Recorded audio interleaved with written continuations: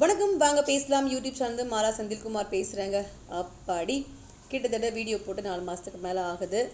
இப்போ இந்த குட்டி குட்டி பூனைங்களை வச்சுட்ருக்கிறதுனால அவங்கள வச்சு வீடியோ போட்டுட்ருக்குறேன் நான். ஏன்னா வீடியோ வந்து ஒரு வருஷம் 4 வருஷத்துக்கு மேலே ஆகிடுச்சு நம்ம சேனல் ஸ்டார்ட் பண்ணி.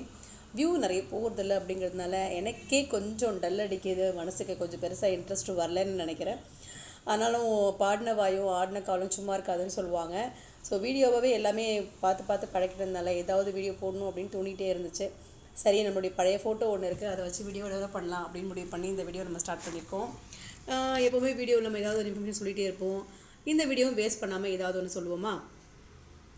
நம்ம நம்பியார் சாமியை வந்து முன்னாடி ஒரு நாள் ஒரு சேனலில் வந்து பேட்டி எடுத்துருந்தாங்க.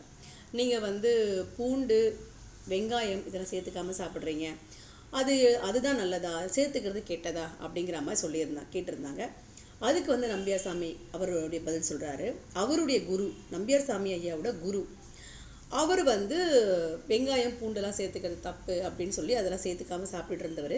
கடைசியில் உடம்பு கஷ்டமாகும் போது ட்ரீட்மெண்ட்டுக்காக கண்டிப்பாக பூண்டு லேகியம் சாப்பிட்ணுன்னு சொன்னதுக்கப்புறமா அவர் பூண்டை லேகியமாகவே சாப்பிட்டதா சொல்கிறாங்க. அப்போது அவர் உடம்புக்காக அவர் எடுத்துக்கிட்டாரு. அதனால் எது சரி, சேர்த்துக்கிறதா சேர்த்துக்க வேண்டாமா அப்படிங்கிறது அவங்க சூழ்நிலையும் மனநிலையும் தான் முடிவெடுக்கும். சொல்கிறதுல ஒன்றும் இல்லை அப்படின்னு சொல்லி நம்பியார் சார் சொல்லியிருந்தார். இது எதுக்காக நான் உங்கள்கிட்ட சொல்கிறேன் அப்படின்னா, அம்மா செல்லம் அப்படின்னு ஒரு வீடியோ சேனல் ஒருத்தவங்க வச்சுருக்காங்க. அவங்க வந்து நிறைய நாய்களை வந்து பராமரிக்கிறாங்க, திருநாய்களை பராமரிக்கிறாங்க. அவங்க வந்து அந்த நாய்களுக்கு ஏதாவது ஒரு சின்ன ஒரு வலின்னா கூட அவங்களால தாங்க முடியல, பயங்கரமாக அழறாங்க, ரொம்ப அருமையாக பார்த்துக்கிறாங்க.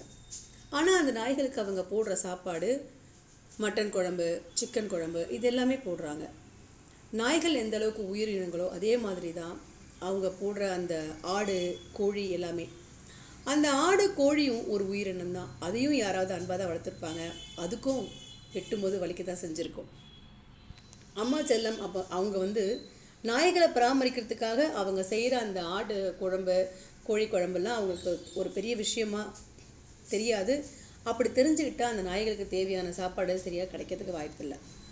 எதுக்காக இதை நான் சொல்ல வரேன்னா, ஒரு விஷயம் நம்ம செய்கிறோம், அது சரியாக தப்பா அப்படிங்கிறது நம்மளால் முடிவு பண்ண முடியாது. நம்ம கண் எந்த அளவுக்கு தூரம் பார்க்க முடியுமோ அதளவுக்கு மட்டும்தான் நம்மளால் பார்க்க முடியும். அதையும் தாண்டி காட்சிகள் இருக்குது, ஆனால் பார்க்க முடியுமா அப்படிங்கிறது சந்தேகம்தான், இல்லையா? நம்மளால் ஓரளவுக்கு தான் யோசனை பண்ண முடியும். அது வரைக்கும் யோசனை பண்ணுங்கள். நான் இதை நினச்சி செஞ்சேன், அது இப்படி போய் விழுந்துருச்சு, ஐயோ கஷ்டம் அப்படின்னு நினச்சி வருத்தப்பட்டுக்காதீங்க. உங்களை நீங்களே நொந்துக்காதீங்க. பாய்.